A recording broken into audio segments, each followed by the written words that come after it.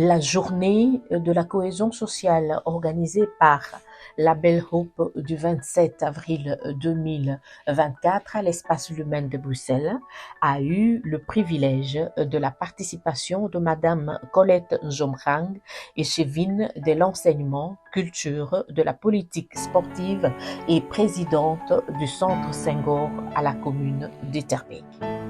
Elle est un soutien inconditionnel de l'ASBL car sa vision et ses actions sur terrain vont dans la même direction que le but de l'association.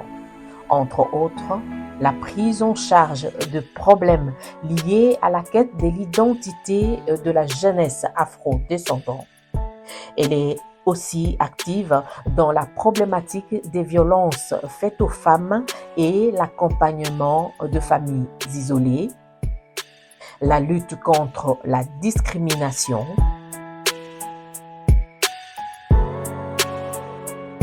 d'y arriver en te disant tel a fait ça, il est arrivé, donc je ferai la même chose pour y arriver. Je crois que tout ça te permet de rester intègre et donc d'imposer le respect.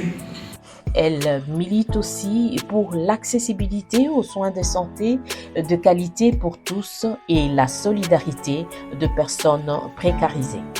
Elle en a fait aussi son combat, la promotion de secteurs socioculturels, l'amélioration de la cohésion sociale et du vivre ensemble.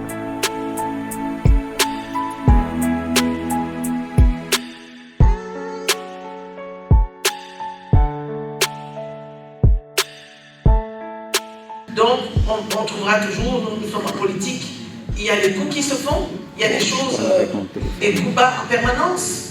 Donc, que ce soit là ou que ce soit dans le domaine médical où je suis à la base, il y a des coups qui se font.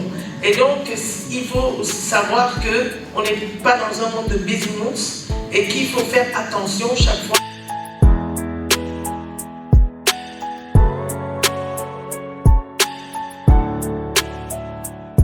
Je suis venue pour cette soirée qui est dédiée à l'insertion socio-professionnelle des jeunes, surtout afro-descendants, et aussi à la sensibilisation contre les discriminations intercommunautaires. Donc ça me touche beaucoup parce que j'ai des jeunes qui grandissent et je trouve que ensemble on est plus fort. Donc je milite aussi beaucoup pour justement se mieux vivre ensemble, pour que les personnes et les gens sachent que on doit juste chercher ce qui nous unit et pas ce qui nous divise.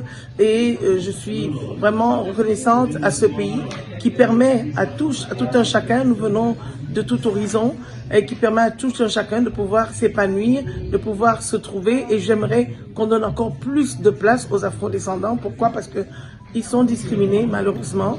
On est discriminé dans le logement, on est discriminé dans l'emploi, on est discriminé aussi dans le milieu sportif. Dans plusieurs endroits, c'est assez subtil et c'est pour ça que vraiment, je n'étais pas dédiée à la politique en tant que médecin et je me suis investie. Je m'investis aussi au quotidien contre les violences faites aux femmes parce que vous savez, les violences faites aux femmes, ce sont des fléaux parce que la femme, dans le couple et même toute seule, c'est elle qui est plus proche des enfants jusqu'à présent, qui élève les enfants et qui permet à ces enfants, à ces jeunes de s'épanouir. Et on dit souvent, il y a des dictons qui disent qu'une maman épanouie, c'est des enfants épanouis, c'est une famille épanouie, c'est le mari épanoui. Et donc ce sont ces enfants qui sont l'avenir.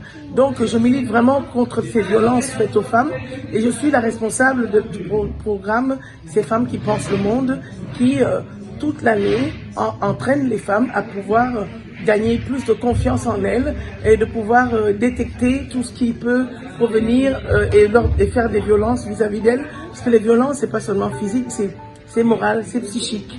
Ce sont des violences qui sont vécues au quotidien. Donc, on leur permet de porter les lunettes pour détecter ces violences. Et alors, on fait chaque année tous des ateliers photos et avec des phrases que les femmes donnent pour montrer vraiment ce qu'elles ont retenu, ce qu'elles pensent de la situation de la femme. Et ça les met en avant, ça leur permet de regagner confiance, ça leur permet de pouvoir communiquer, échanger. Et je suis aussi la responsable de la lunetterie sociale, parce que moi je suis pour plus de justice sociale. Et donc la lunetterie sociale permet d'outiller les personnes sans papier, les personnes qui n'ont pas de moyens et même des personnes qui ont des papiers mais qui sont en difficulté. Et ça, c'est une forme de lutte contre les injustices.